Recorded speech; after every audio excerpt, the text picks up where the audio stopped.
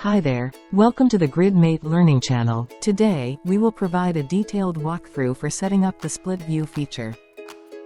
Using the split view feature can significantly improve your productivity by enabling you to work on multiple tasks at the same time without the need to switch between different windows, and can enhance your efficiency and make your work process smoother.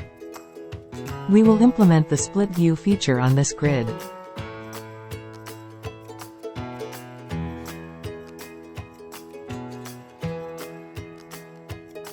Edit the Lightning page in the App Builder.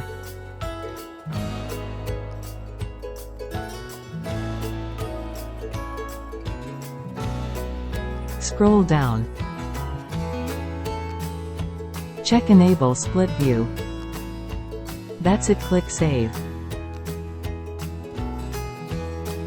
We have the option to uncheck Show Record Details if desired. Click Back.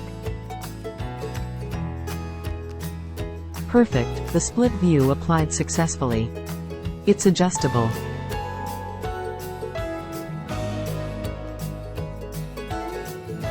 This feature enhances productivity by enabling simultaneous multitasking.